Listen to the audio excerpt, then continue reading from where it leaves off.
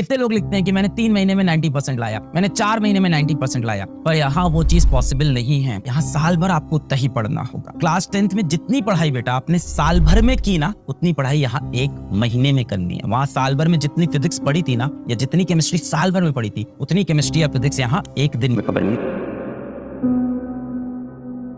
Class 11 जो होता है वो हमारे जीवन में बहुत ज्यादा इंपॉर्टेंट होता है। और इंपॉर्टेंट क्यों है ये मैं आपको समझा दूं कि चाहे मैं वो नीट का सिलेबस लूं, चाहे मैं जेई का सिलेबस लूं। बच्चों, अगर मैं नीट की बात करूं, जो क्वेश्चंस आते हैं 45% 11th से आते हैं, 45%। और अगर मैं जेई की बात करूं, आईआईटी जेई की मैं बात करूं, तो आईआईटी जेई के अंदर 48% क्वेश्चंस आपके क्लास 11 से आते हैं। तो क्लास 11 उतना ही इंपॉर्टेंट है जितना 12th इंपॉर्टेंट है। देखो, जब भी कोई चीज रेशियो के अंदर, परसेंटेज के अंदर 40 को क्रॉस करती है ना, तो वो लगभग मान लो आधा ही हो गया। तो ये उतना ही इंपॉर्टेंट है जितना आपका क्लास 12th इंपॉर्टेंट होने वाला है, चाहे मैं जेई की बात करूं चाहे नीट की। और ये 12th से भी ज्यादा डिफिकल्ट क्लास है। 11th और 12th बराबर की क्लास नहीं है, दोनों में से 11th ज्यादा डिफिकल्ट है। मैं बताता हूं क्यों। सबसे पहली बात, 11th का सिलेबस आपके जीवन का, पढ़ाई के जीवन का, आपके करियर का, एकेडमिक करियर का सबसे बड़ा जंप होता है, सबसे बिगेस्ट जंप होता है। 10th क्लास का अगर मैं कंप्लीट फिजिक्स सिलेबस आपका ले लूं,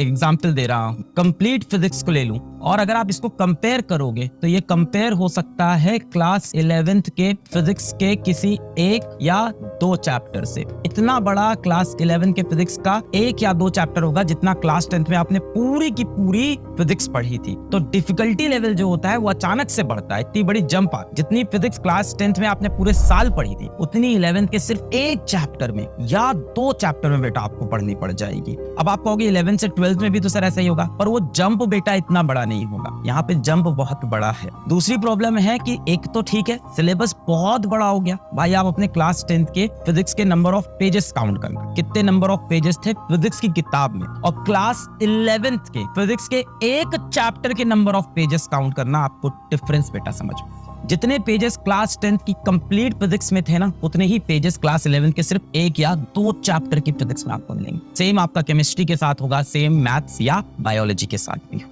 पर प्रॉब्लम सिर्फ इतनी नहीं है कि जंप बहुत बड़ा है, सिलेबस बहुत ज्यादा है। दूसरी प्रॉब्लम आती है कि डेप्थ भी और ज्यादा हो जाती। देखो, 10th तक आप पढ़ाई करते थे बोर्ड एग्जाम के लिए, और बोर्ड एग्जाम के अंदर आपको पता है कि किस तरह के क्वेश्चन आते हैं, किस तरह क्वेश्चन बनते हैं, प्रैक्टिस करा दी जाती है। लिमिटेड सिलेबस के अंदर लिमिटेड क्वेश्चन हो। यहाँ डेप्थ क्यों बढ़ती है? क्योंकि क्लास 11th में भारत का मैक्सिमम बच्चा कॉम्पिटिटिव एग्जाम की तैयारी करता है, आईआईटी या नीट की तैयारी करने लगता है, और वहां क्वेश्चन बेटा काफी डेप्थ से आते हैं। आपको बहुत ज्यादा क्वेश्चन प्रैक्टिस करनी पड़ती है। तो यहाँ क्या होता है, कॉन्सेप्ट पढ़ो, और कॉन्सेप्ट के पास आपको बहुत ज्यादा क्वेश्चन प्रैक्टिस भी करनी पड़ती है, बहुत ही ज्यादा इन डेप्थ करना पड़ता है। क्योंकि आईआईटी आपको पता है, आईआईटी एडवांस की बात करें तो डेप्थ से सवाल पूछता है, नीट की बात करें तो बेटा यहाँ बहुत ज्यादा प्रैक्टिस मांगता है। तो चाहे आईआईटी हो चाहे नीट हो, दोनों में डेप्थ की आपको जरूरत। जेईई मेंस की बात करें, आईआईटी के अंदर 2 स्टेप होते हैं, JEE mains, JEE advance. JEE mains के अंदर आपका सिलेबस कवरेज बहुत अच्छे से होना चाहिए, और एडवांस के अंदर अगर आपको